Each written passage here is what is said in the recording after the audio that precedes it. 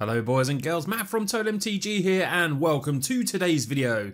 So what have I got for you on today's deck tech? Well, you've heard of Chromatic Black. I'm giving you Chromatic White in Standard. This is an absolute fun brew, control-y sort of brew but with lots of interaction and some amazing creatures off colour of white using that Chromatic Lantern to come in and stomp on your opponent. Now if you are new to the channel, if you could smash Scorpion kick that subscribe button quicker than slamming down your Cyclonic Rift and saying bounce 'em baby, and also if you could hit the like button, that really is a great way to support the channel for free. So without further ado, let's get on to today's deck tech. It's Chromatic White.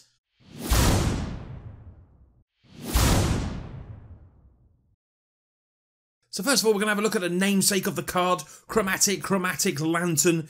The whole deck is based around that. It's basically a mono-white deck, but with playing Chromatic Lantern means we can occasionally play a few cards that are off the colour of mono-white. I will get to those cards later, but Chromatic Lantern, hopefully we can get this down turn 3, then all our lands will be able to tap for any 1 mana, and the Lantern can tap for any 1 mana of colour 2 as well. It's a great fun card, and it's great to put in a mono-white deck, or a mono-black deck like it has been used in the past, because it does give you that opportunity to use some strong cards in other colours. So let's start looking at the creatures of this Chromatic White deck. We want to be controlling our opponents. We're going to have little creatures. White does this really well. We're going to have Tithe Taker in there as a 3-of. During our turn, spells your opponent cast cost 1 more to cast, and the abilities also activate cost 1 more to cast as well, unless they're mana abilities. This is a little 2-1 for 2. Great early play for us. Can slightly slow down some decks.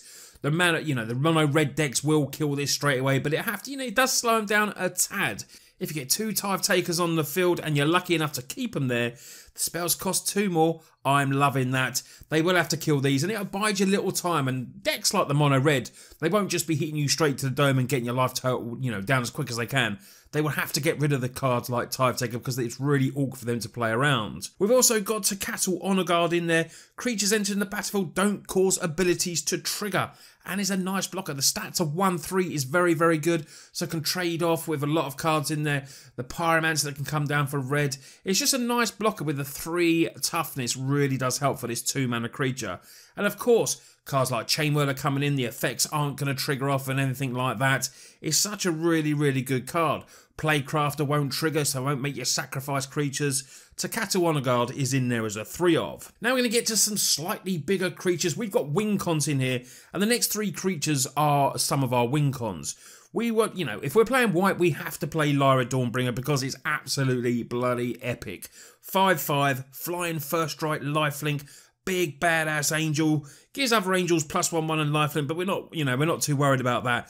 Lyra is in there as a nice finisher. If you can get this on there and swing attack, especially against those aggro decks, that 5 life is really sometimes all you need to get back into the games. Now we're going to be playing off-colour creatures. We are white, but we're going to be playing with the Chromatic Lantern.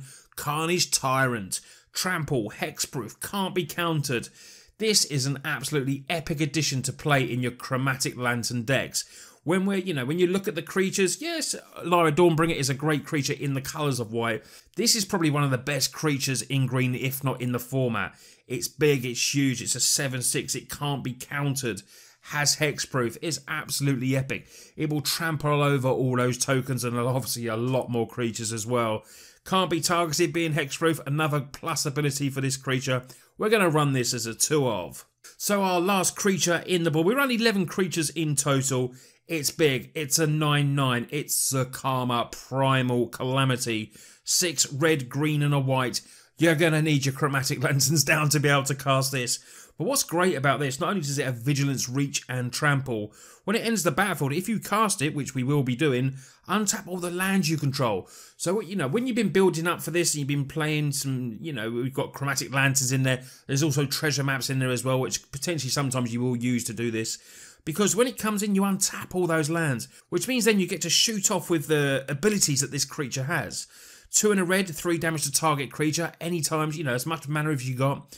Sometimes, when I've been playing this, I've had minimum 12 mana sometimes, 14 mana, and I've been able to destroy and target artifacts or enchantments. gaining loads of life. Your life's gone down. If you've got 12 mana there, just slam it and gain absolutely, hideous amounts of life.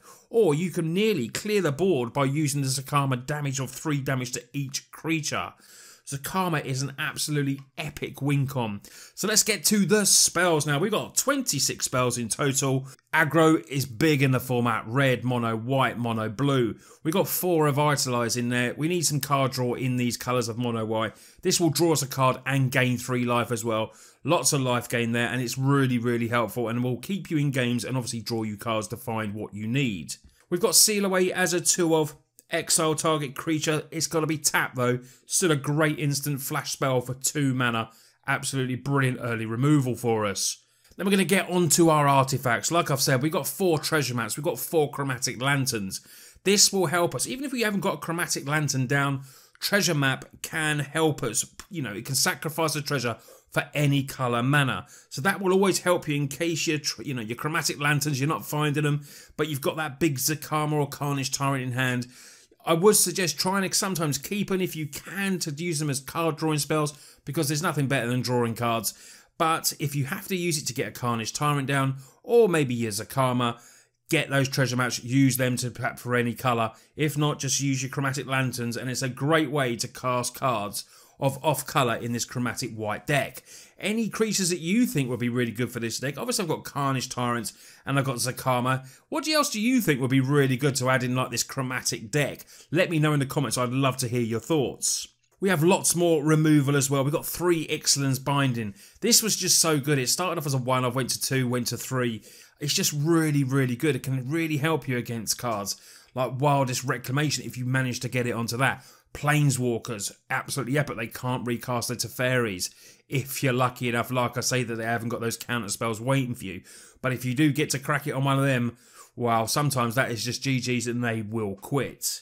We've also got 3 Settle the Wreckage there. Exile, if opponents have Carnage Tyrant, that's very awkward to deal with. I've said how good it is. Settle the Wreckage is a great way to deal with that. And of course also is Cleansing Nova in there as a 3-of. Now we don't run black. We can't have Chaos Wrath, but we do have it in the sideboard, as you'll well see, because that is an absolutely great removal spell as well. And having the chromatics downs and the treasure maps, we can have cards off colour in the sideboard as well. We got some Planeswalkers in the main board as well. We got a 1-of Ajani, Adversary of Tyrants. Put a 1/1 counter on each up to 2 target creatures is nice.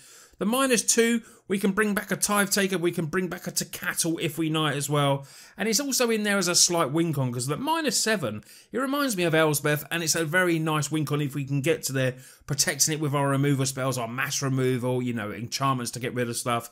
Ajani can definitely, if we can get to that emblem, boys and girls, that is a win con for sure.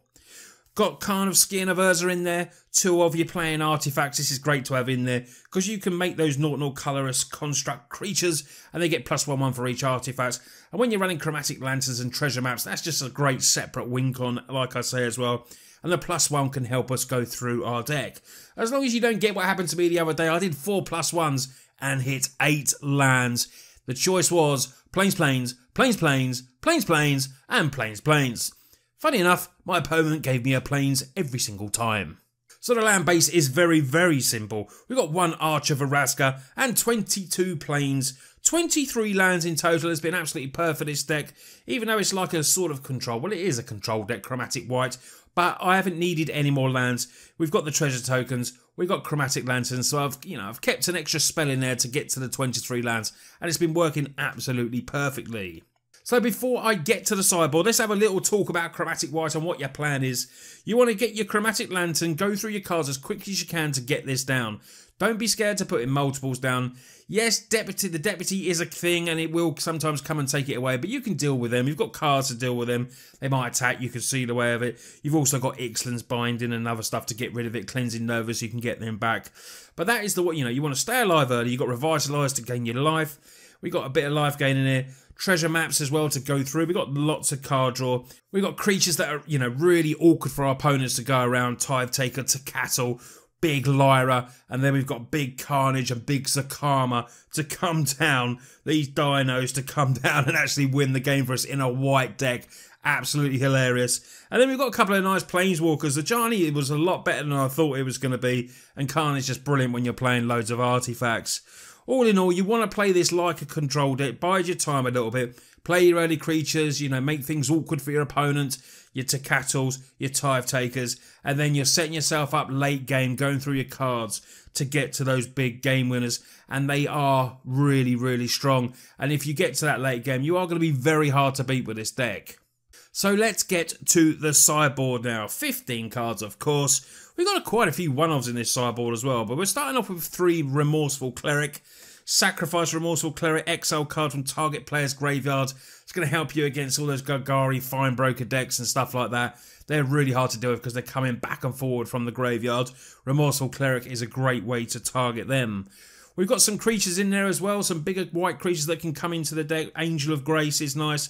Help us with life gain. It's also a big flash flyer as well. And we got us a Talpa Primal Dawn that could quite honestly make the main board as a one-off. But it's in the sideboard. Flying, double strike, vigilance, trample, indestructible.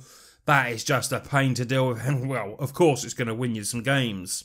Off colour, Banefire. We're making all this land, Chromatic Lanterns. We got treasure maps, everything like that.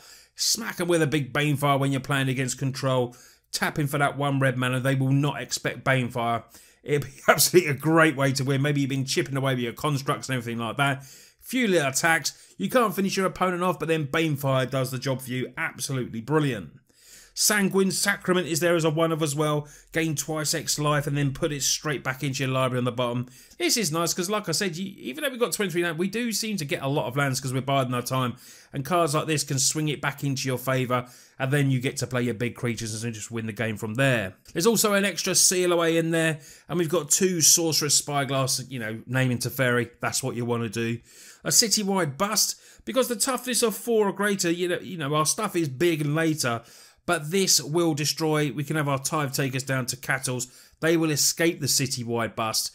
Yes, this isn't a great removal spell, but it seemed, when it's coming from the sideboard, it seems to work that early bit of removal. If I've played Mono Green Stomping, they've got some really big creatures down. I've been bringing this in. It's been really cool. And then, like I say, we've got some off-colour cards. We've got Chaos Wrath in there. We can play it. We've got Chromatic Lantern and obviously treasure maps. Chaos Wrath can easily come in there as a 2-of. And Chaos Orzhov Usurper, or Usurper, however you want to pronounce it.